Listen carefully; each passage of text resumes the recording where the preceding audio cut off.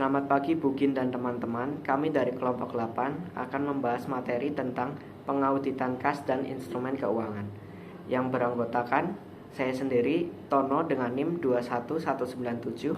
Saya Filigon Advendo, NIM 21192. Saya Maria Kristina Nagenilu dengan NIM 212114202. Saya Oksevia Serin Pandelaki dengan NIM 212114190. Saya Veronica Ike Septiana dengan NIM 2114196. Yang pertama ada akun-akun kas dan instrumen keuangan. Auditor bisa menjelaskan tentang berbagai saldo akun kas dan instrumen keuangan ketika ia mendapatkan pemahaman tentang bisnis klien. Berikut ini adalah beberapa jenis akun yang utama. Yang pertama ada akun kas umum. Akun kas umum adalah akun utama pada hampir semua organisasi karena hampir semua penerimaan dan pengeluaran mengalir melalui kas ini. Yang kedua, akun impres. Banyak perusahaan menyelenggarakan akun impres khusus untuk membayar penggajian untuk meningkatkan pengendalian atas pengeluaran kas untuk penggajian.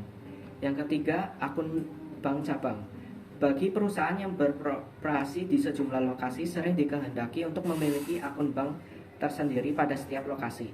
Yang keempat ada dana kas kecil impres. Dana kas kecil impres bukan suatu akun bank, tetapi akun kas kecil dengan jumlah yang ditetapkan lebih dahulu yang disediakan untuk pengeluaran-pengeluaran insidentil. Yang kelima, setara kas.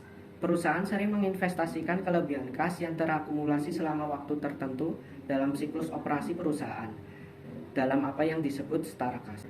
Pada gambar 20.1 ini melukiskan hubungan antara kas umum dengan akun kas lainnya. Semua kas bermula dari akun kas umum atau disetorkan ke kas umum. Yang keenam adalah instrumen keuangan. Akun instrumen keuangan meliputi investasi dalam surat berharga seperti misalnya sekuritas utang dan sekuritas saham, instrumen derivatif dan aktivitas hedging. Yang berikutnya, kas di bank dan siklus-siklus transaksi. Hubungan antara kas di bank dan siklus-siklus transaksi lainnya memiliki dua fungsi, yaitu yang pertama menunjukkan pentingnya pengujian audit atas berbagai siklus transaksi terhadap pengauditan kas. Yang kedua, membantu dalam pemahaman lebih lanjut pengintegrasian berbagai siklus transaksi. Yang berikutnya bisa kita lihat bersama pada gambaran 20.2, melukiskan hubungan antara berbagai siklus transaksi dengan titik sentral akun kas. Dalam pengauditan kas, auditor harus membedakan antara pemeriksaan terhadap rekonsiliasi saldo menurut laporan bank dengan saldo menurut buku besar yang dibuat klien, dengan pemeriksaan untuk membuktikan apakah kas menurut catatan di buku besar telah mencerminkan semua transaksi kas yang terjadi selama tahun yang diperiksa.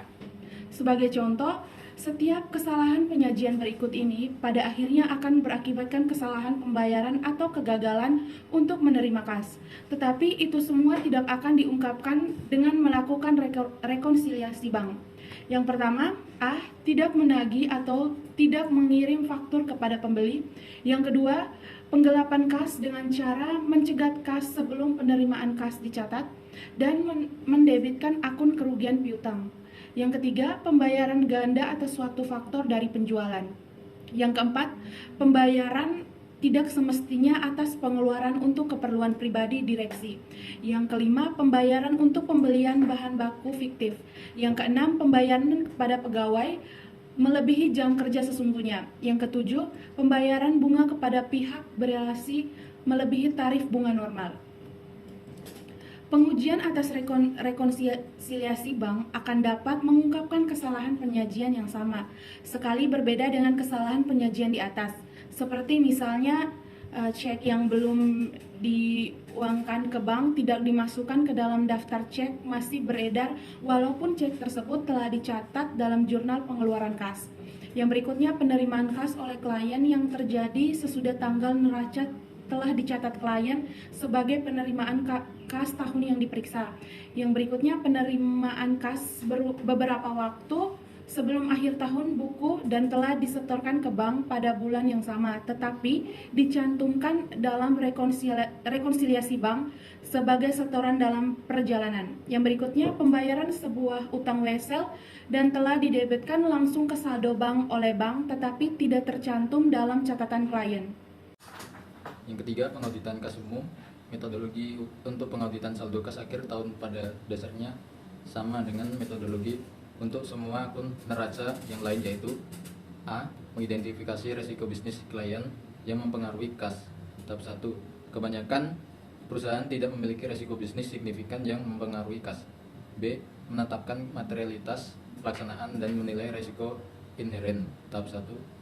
Pada umumnya saldo kas tidak material, tetapi transaksi kas yang mempengaruhi saldo tersebut hampir selalu material. C. Menilai resiko pengendalian. Tahap 1. Pengendalian internal atas saldo kas akhir tahun dalam akun kas umum dapat dibedakan menjadi dua kategori. Yang pertama, pengendalian atas siklus-siklus transaksi yang mempengaruhi pencatatan penerimaan dan pengeluaran kas. Yang kedua, rekonsiliasi bank independen. Rekonsiliasi bank bulanan atas akun bank umum secara tepat waktu oleh seseorang yang independen dari tugas penanganan dan pencatatan penerimaan dan pengeluaran kas adalah pengendalian internal yang teramat penting berkaitan dengan saldo akhir kas. Rekonsiliasi bank yang dibuat dengan teliti oleh pegawai klien yang kompeten meliputi tindakan yang berikut. Yang pertama, membandingkan data pembayaran dengan cek atau transfer elektronik dalam catatan bank dengan catatan pengeluaran kas perusahaan. B. Memeriksa setoran ke bank dengan catatan penerimaan kas perusahaan. C. Memeriksa keberurutan penggunaan cek dan menyelidiki jika ada nomor yang hilang. D. Merekonsiliasi semua hal yang menyebabkan perbedaan antara saldo per buku dengan saldo per bank sesuai dengan keadaannya. E. Keberurutan penggunaan cek dan menyelidiki jika ada nomor yang hilang. D. Merekonsiliasi semua hal yang menyebabkan perbedaan antara saldo per buku dengan saldo per bank sesuai dengan keadaannya. E. Merekonsiliasi total perdebitan dalam laporan bank dengan total dan dalam catatan pengeluaran kas perusahaan. F. Merekonsiliasi total pengkreditan dalam laporan bank dengan total dalam catatan penerimaan kas perusahaan. G. Tindak lanjut cek dalam perjalanan akhir bulan ke bulan berikutnya. D. Perancangan dan pelaksanaan pengujian, pengendalian dan pengujian substantif golongan transaksi. Tahap 2. Hubungan saldo kas dipengaruhi oleh semua siklus yang lain kecuali siklus persediaan dan penggudangan. Sejumlah besar transaksi mempengaruhi kas. E. Perancangan dan pelaksanaan prosedur analitis. Tahap 3.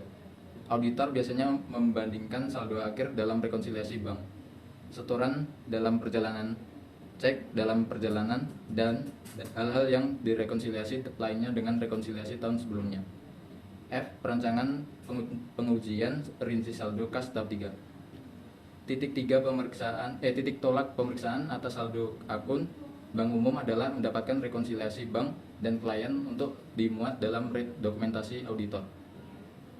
3. Prosedur audit yang memerlukan pembahasan lebih lanjut karena sangat penting dan kompleks, yaitu yang pertama, penerimaan konfirmasi bank, yang kedua, penerimaan cut off laporan bank, yang ketiga, pengujian rekonsiliasi bank. Keempat, prosedur-prosedur berorientasi kecurangan. Prosedur-prosedur yang bisa menemukan kecurangan dalam penerimaan kas yaitu yang pertama, konfirmasi piutang usaha, yang kedua, pengujian yang dilakukan untuk mendeteksi lapping, membandingkan order dari pembeli dengan penjualan dan penerimaan kasnya. Yang ketiga, memeriksa persetujuan dan dokumen pendukung untuk penghapusan piutang dan retur penjualan. Kemudian yang terakhir, pengujian yang sama dapat digunakan untuk memeriksa kemungkinan kecurangan dalam pengeluaran kas. Kemudian masuk pada pengujian kas atau proof of cash. Auditor menggunakan pengujian kas untuk menentukan apakah hal-hal di bawah ini telah dilaksanakan, yaitu yang pertama, semua penerimaan kas disetorkan ke bank.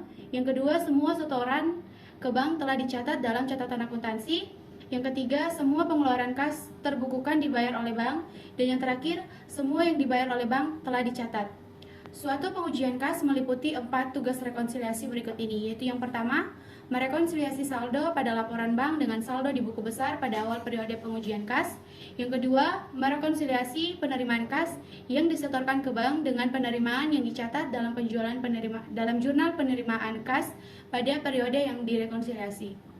Yang ketiga, merekonsiliasi cek-cek yang dibayar bank dan pembayaran secara elektronik dengan pengeluaran yang dicatat dalam jurnal pengeluaran kas pada periode yang direkonsiliasi. Dan yang terakhir, merekonsiliasi saldo pada laporan bank dengan saldo di buku besar pada akhir periode yang diuji.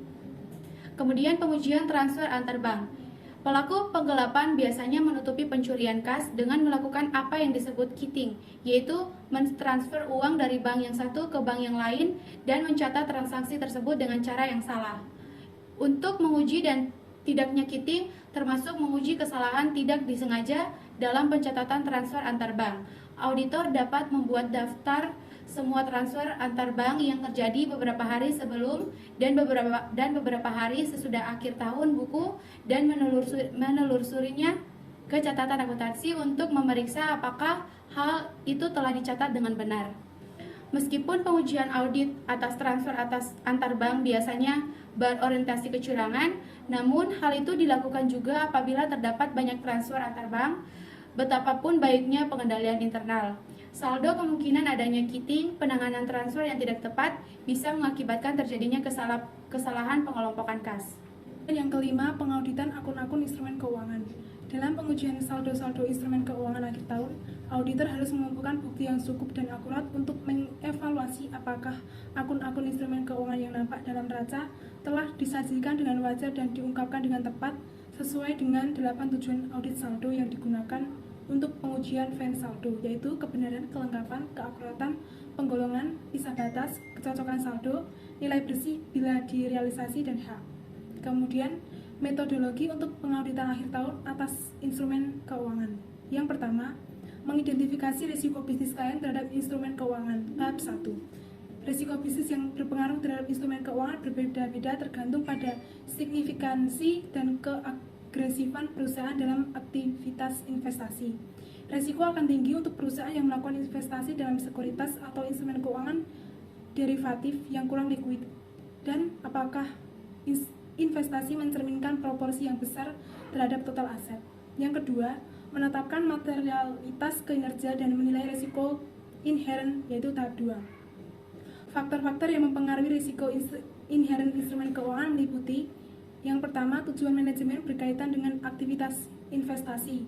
Yang kedua, kompleksitas sekuritas atau derivatif. Yang ketiga, pengalaman perusahaan di masa lalu dengan investasi tertentu. Yang keempat, apakah faktor eksternal seperti misalnya risiko kredit atau risiko tinggi bunga berdampak terhadap asersi-asersi yang relevan. Kemudian faktor lain yang menambah risiko inheren untuk instrumen keuangan adalah kompleksitas standar akuntansi. Kemudian selanjutnya yang ketiga, menilai risiko pengendalian tahap 1. Di atas segalanya yang terpenting adalah bahwa manajemen memiliki yang pertama, strategi investasi dan pemahaman tentang tingkat berbagai risiko. Yang kedua, prosedur yang diterapkan untuk menggolongkan instrumen keuangan sebagai untuk diperdagangkan, tersedia untuk dijual atau disimpan hingga jatuh tempo. Yang ketiga, prosedur yang ditetapkan untuk menginisiasi mencatat transaksi. Kemudian yang selanjutnya adalah merancang dan melaksanakan pengujian, pengendalian, dan pengujian substantif transaksi tahap 2.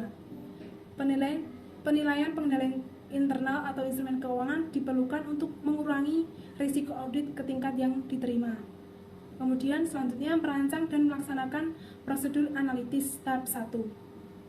Prosedur analitis bisa digunakan untuk menguji kewajaran pendapatan bunga dan dividen. Kemudian selanjutnya merancang pengujian rinci saldo instrumen keuangan tahap 3. Titik tolak pengujian saldo akhir akun-akun instrumen keuangan adalah mendapatkan suatu daftar aktivitas investasi selama tahun yang diperiksa. Daftar aktivitas investasi meliputi saldo awal, pembelian dan penjualan instrumen keuangan termasuk laba atau rugi, dan saldo akhir yang dicatat pada nilai-nilai wajar pasar atau nilai lain sesuai dengan standar akuntansi keuangan yang berlaku. Kemudian tujuan penting audit saldo dan pengujian rinci saldo atas instrumen keuangan yang lazim dilakukan auditor adalah keakuratan nilai bisa direalisasi untuk investasi dalam jangka waktu tertentu.